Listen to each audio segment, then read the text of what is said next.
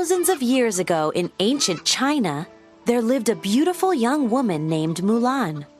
She lived with her parents and a dog named Little Brother.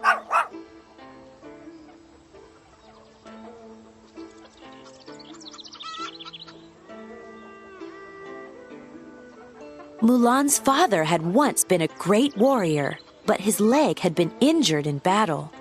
As an only child, Mulan felt responsible for upholding the family honor.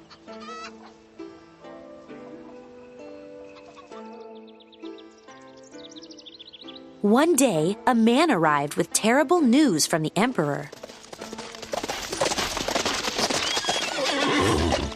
The Huns, China's enemy, had invaded. The emperor had ordered that one man from every family must join the imperial army. Mulan's aging father had to fight again.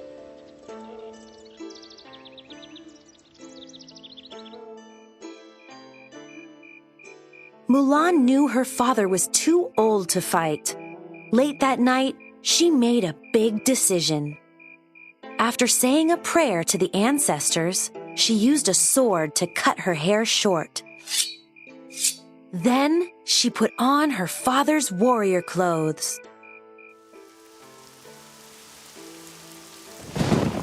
As her parents slept, Mulan, now dressed as a young man, jumped onto her father's horse, Khan. Then she raced off to join the imperial army in her father's place. Somehow, she would find a way to bring honor to her family. When Mulan arrived at the Imperial Army's training camp, she met Captain Li Shang. "What is your name?" he asked Mulan. "My name? It's, Ping," Mulan said. To her amazement, Shang and the other soldiers believed she was a man. Shang worked hard to teach his soldiers strength and discipline. Mulan struggled to keep up. Frustrated, Shang told her to go home. But to earn the soldiers' respect, Mulan retrieved an arrow atop a tall pole. This was the hardest training task of all, and Mulan had done it. Mulan was not alone on her journey. A dragon named Mushu, sent from the ancestors to be her guardian, and a cricket named Cricky were always at her side.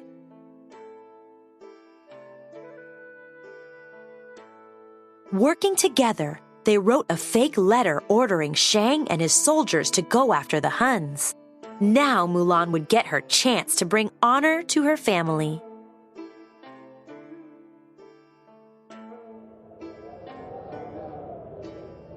Heeding the letter's message, Shang led his soldiers into the mountains. Suddenly, they were surrounded by thousands of Huns. Mulan got an idea. She grabbed the very last cannon and, using Mushu's flame, lit the fuse. But the danger wasn't over. Snow was now racing toward Mulan and her friends.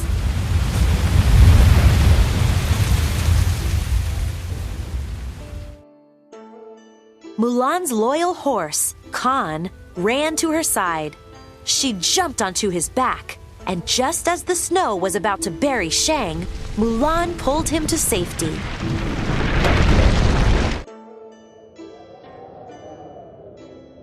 During the battle, Mulan had been injured. While caring for her wound, a medic realized that Ping was a woman. Shang had no choice but to leave Mulan behind. As she sat with Khan, Mushu, and Cricky, Mulan felt she had failed her family and herself. Then, she heard the Huns' voices. Mulan raced to the imperial city to warn Shang. "The Huns are alive," she told him. "They're in the city." But Shang felt betrayed by Mulan and did not trust her. Mulan tried warning the others, but no one would believe her.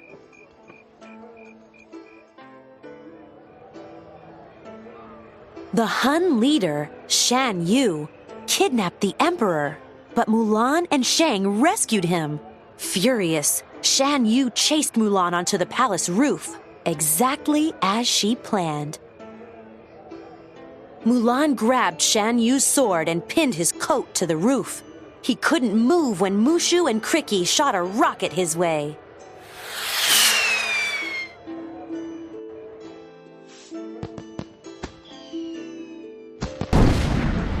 The force of the explosion sent Mushu and Cricky flying through the air. Mulan and Shang fell together to the ground as fireworks began to fill the sky. The people were celebrating. The Huns had been banished, and the imperial city was safe.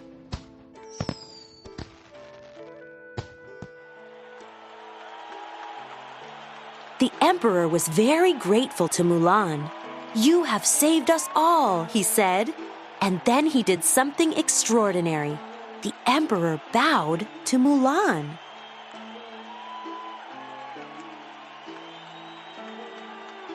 Everyone in the plaza bowed to Mulan too. The emperor asked her to stay on as his advisor, but Mulan knew it was time to return to her family.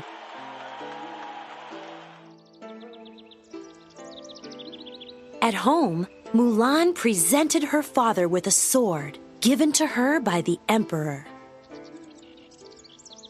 "The greatest gift and honor is having you for a daughter," her father said. "I've missed you so."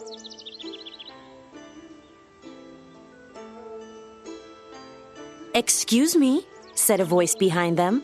"Does Mulan live here?" Shang had brought Mulan her helmet, and she invited him to stay for dinner.